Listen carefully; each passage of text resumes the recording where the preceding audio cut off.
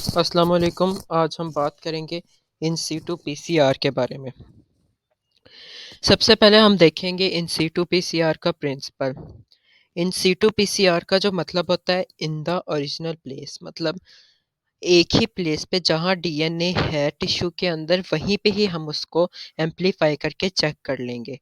अब in situ का जो मेन प्रिंसिपल है वो ये है कि the PCR reaction occur on the tissue located on the slide followed by proteolytic treatment and washing it referred to as in situ amplification और इन situ PCR. अब जो हमारे पास टिश्यू होगा उसको हम करेंगे फिक्स करेंगे स्लाइड पे और उसी के ऊपर प्रोटियोलाइटिक डाइजेशन करवाएंगे ताकि जितनी भी हमारे पास प्रोटीन की लेयर है हमारे टिश्यू में वो ख़त्म हो जाए, डीएनए हमारे पास प्योरीफाई फॉर्म में आ जाए। अब स्लाइड पे जहाँ पे डीएनए प्रेजेंट होगा वहीं पे ही एम्प्लीफाई हो जाएगा इन द ओरिजिनल प्लेस, जैसे इन सीटू का मीन है। अब इन सीटो जो पीसीआर टेक्निक है वो हम लोग आगे माइक्रोस्कोपिक उसकी स्टडी होती है। उसमें कैसे माइक्रोस्कोपिक स्टडी होती है कि जब हमारा टिश्यू एम्प्लीफाई टिश्यू के अंदर जो डीएनए या आरएनए जो हम चाहते हैं एम्प्लीफाई कराने के लिए, तो उसको उसके साथ हम कुछ लेबल्स अटैच कर लेते हैं ताकि हमारी फ्लोरेसेंट प्रोड्यूस हो और उसे माइक्रोस्कोपिक हम स्टडी कर सकें। अब जो हमारे पास नेक्स्ट है वो आ जाता है इन सीटू पीसीआर और कन्वेंशनल पीसीआर में फ़र्क। अब जो हमारे पास इन सीटू पीसीआर है उसमें क्या होता है, आपके पास आप डीएनए को स्लाइड पे रख के वहीं पे पैराफिन एम्बेडेड टिश्यू जो आप रखते हो उसी पे ही एम्प्लीफाई करा लेते हो डीएनए को एट द ओरिजिनल प्लेस। अब जो हमारे पास कन्वेंशनल पीसीआर है उसमें आप पहले डीएनए को निकालते हो, एक्सट्रैक्ट करते हो सेल्स में से और फिर उसको आप एम्प्लीफाई करवाते हो। अब हमारे पास सबसे पहले आ जाता है कि हमने जो टिश्यू है उसको कैसे अपने स्लाइड पे प्रिपेयर करना है। जो इन सीटू पीसीआर है ये सेम एज कॉलोनी पीसीआर की तरह है। जब हम कल्चर सेल्स को लेके वहीं पे ही हम उनको उसको पहले किसी चीज़ से ट्रीट नहीं करवाते थे, इसी तरह इसमें भी हम टिश्यू को लेंगे, उसे स्टिक करेंगे स्लाइड के ऊपर। अब हमने वो कैसे करना है। अब यहाँ पे मेरे पास दो किस्म के हमारे पास 2 किस्म के यहाँ पे जो चल रहे हैं, वो एक जो है उसमें वो ये है कि आप डीएनए में से कैसे करवाते हो और दूसरा जो होता है आप आरएनए में से कैसे करवाते हो। अब जो आपके पास आ जाती है बात वो यही होता है कि आपने उसको कैसे फ़िक्स करना है। आपने उसको ऐसे फ़िक्स करना है कि सबसे पहले करना है maintain the tissue morphology. Tissue की मॉर्फोलॉजी को रखना बहुत ज़रूरी है। टिश्यू को आप रखेंगे सिलेन कोटेड स्लाइड पे। इसका फंक्शन क्या है कि आपका टिश्यू अडहेयर हो जाएगा। फिर सिलेन इज फिक्स कर दिया जाएगा टिश्यू को सेल को या टिश्यू को स्लाइड के ऊपर जो सिलेन कोटेड होगी पहले से। फिर उसको प्रिजर्व कैसे किया जाएगा। हमारे पास जो सेल होगा उसको सबसे पहले तो हम ड्राई करेंगे, जितनी भी इम्प्योर जितना भी वाटर है वो उसको हम थोड़ा सा जो एक्स्ट्रा ट्रीटमेंट है वो ये करवाई जाएगी हीट को 105 सेल्सियस पे 90 टू 20 सेकंड के लिए हम उसको ड्राई करवाएंगे अपने टिश्यू और सेल को। फिर 4% फॉर्मेल्डिहाइड को 4 आवर्स के लिए हम वॉश करेंगे, मतलब 4 आवर के लिए हम उसको ट्रीट करवाएँगे 4% फॉर्मेल्डिहाइड का। अब इस पे जो फॉर्मेल्डिहाइड है वो टिश्यू की मॉर्फोलॉजी को प्रिज़र्व करती है। फिर 3 टाइम हम फ़ॉस्फ़ेट बफर सेलाइन के साथ ट्रीट करवाएँगे और फिर दूसरी दफ़ा दोबारा हम एक दफ़ा करवाएँगे फ़ॉस्फ़ेट बफर सिलेन के साथ। अब यहाँ पे आप देखें ये डीएनए टारगेटेड हम कर रहे हैं और यहाँ पे आरएनए कर रहे हैं। सेम हमारे पास प्रोसीजर आ रहा है।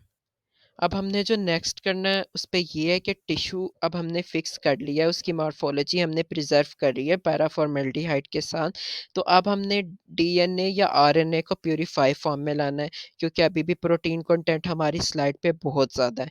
तो हम उसको क्या करेंगे, प्रोटीनेज़ के के साथ ट्रीटमेंट कराएंगे, एंजाइम के साथ प्रोटीनेज। इसमें क्या होगा, जितनी भी प्रोटीन होगी उसकी डाइजेशन होगी।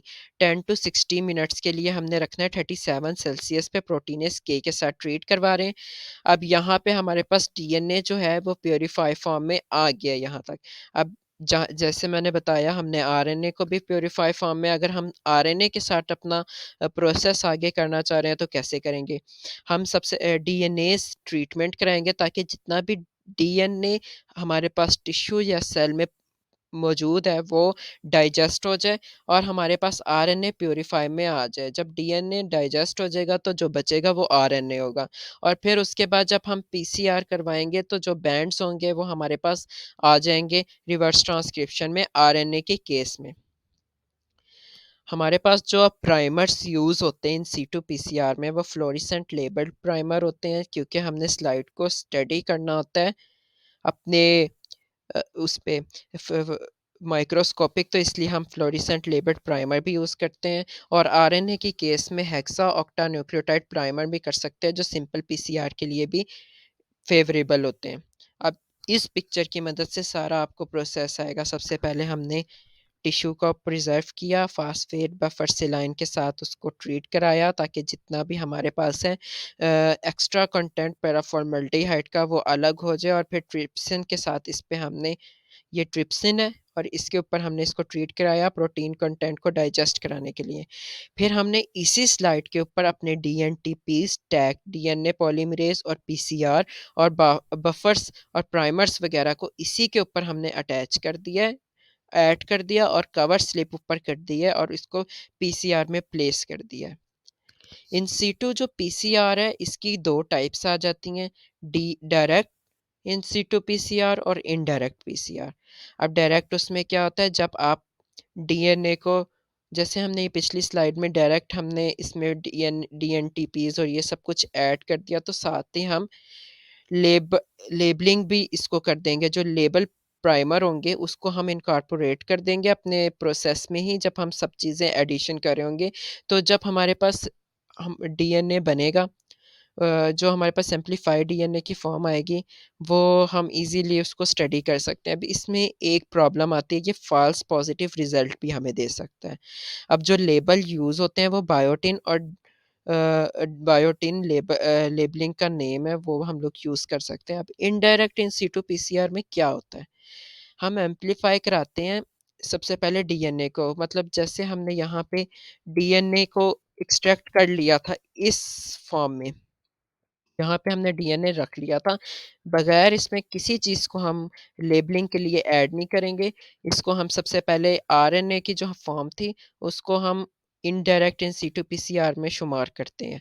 अब हम क्या करेंगे, जो हमारे पास एमआरएनए है, जो हमारे पास आरएनए होगा, उसके पहले कंप्लीमेंट्री सीडीएनए एंटीसेंस स्ट्रैंड बनेगा, मतलब रिवर्स ट्रांसक्रिप्शन होगी। इसके कुछ साइकिल्स होंगे। जब हमारे पास डीएनए हमारे पास प्रेज़ेंट हो जाएगा, इस स्लाइड पे आपको मैं बता रहा हूँ, जैसे यहाँ पे हमारे पास आरएनए जो है एम्प्लीफाई हो गया, कंप्लीमेंट्री डीएनए हमने बनाया रिवर्स ट्रांसक्रिप्शन के साथ। तो जो हमारे पास प्रोडक्ट, हमारे पास एम्प्लीफाई प्रोडक्ट आ रहा है, उसके इंटरनल साइड पे हम लेबल प्रोब्स अटैच करेंगे और फिर वो फ्लोरेसेंट जो प्रोड्यूस करेंगे उसको हम देखेंगे माइक्रोस्कोपिक। याद रहे डीएनए का ये सारा प्रोसेस है, यहाँ पे हमने आरएनए है। डीएनए को हमने कैसे एक्सट्रैक्ट करवाया, सेम टू सेम पैराफॉर्म हमने प्रोटीनेज के एंजाइम के साथ किया, तो हमारे पास डीएनए और आरएनए प्योरीफाइड फॉर्म में आ गई थी। ठीक है, अब हम लोग चाहते हैं हमने सिर्फ आरएनए को एम्प्लीफाई करवाना है, तो डीएनए के साथ ट्रीट करवाएंगे। अब यहाँ पे हमने क्या किया था, लेबलिंग प्राइमर ऐड कर दिए थे, जो फ्लोरेसेंट प्रोड्यूस हुई थी उससे माइक्रोस्कोपिक स्टडी किया था। बट यहाँ पे हम क्या करेंगे, आरएनए के केस में जब हमारे पास आरएनए का सिंगल स्ट्रैंड होता है, उसे रिवर्स ट्रांसक्रिप्शन के ज़रिए हम उसको कंप्लीमेंट्री स्ट्रैंड बनाएँगे और इसके सम साइकिल रन करेंगे। जब हमारे पास एम्प्लीफाई हो जाएँगे तो हम ऐसे प्रोब्स अटैच करेंगे जो इन स्ट्रैंड्स के इंटरनल साइड पे अटैच होंगे और फ्लोरेसेंट प्रोड्यूस करेंगे, क्योंकि ये लेबल प्रोब्स हैं। एक दफ़ा हम और देख लें सारे सैंपल की उसको, कि पहले सैंपल को प्रिपेयर किया, फिक्स किया, पैराफिन एम्बेडेड किया पैराफॉर्मल्डिहाइड के साथ, सेक्शनिंग की हमने और फिर हमने डीपैराफिनाइज़्ड किया। अब यहाँ पे जो हमने पैराफ़ॉर्मेल्डिहाइड अटैच किया था, इसको डीपैराफिनाइज़्ड भी करना होता है। डीपैराफिनाइज़्ड कैसे किया? ज़ाइरीन एथनॉल के साथ ट्रीट करवाएँगे, ताकि जितना भी हमारे पास एम्बेडेड जितना भी हमारे उसमें प्रोडक्ट में जितना भी टिश्यू के अंदर जा चुका है पैराफॉर्मेल्डिहाइड, उसको रिमूव करना ज़रूरी है, ताकि हमारे पास जो एम्प्लीफाई प्रोडक्ट हो रही है उसमें किसी किस्म की रुकावट ना आए। तो इसलिए अब जो हमारे पास आया वो इन सीटू पीसीआर आया। अब यहाँ पे डायरेक्ट इन सीटू पीसीआर हम डायरेक्ट करवा लेंगे, यहाँ से हम डीएनए के साथ ट्रीट करवा के तो फिर हम आरटी पीसीआर करवाएँगे, आरटी रिवर्स ट्रांसक्रिप्शन हो जाएगी और फिर एम्प्लीफाई होगा। तो यहाँ पे डायरेक्ट हो गया, यहाँ पे इनडायरेक्ट हो गया, इस एरिया को करेंगे। एप्लीकेशन क्या होती है? Detection and diagnosis of viruses and other infectious agent in the specific cell type within tissue. मतलब हमने जितने भी वायरसेस टिश्यूज़ के अंदर स्टडी करने हैं, उनको एट द सेम प्लेस वहीं पे ही डीएनए के हम स्टडी कर सकते हैं टिश्यू के अंदर कि ये वायरस किस एरिया में जाके हमारी बॉडी के टिश्यू में इफ़ेक्ट कर रहा है।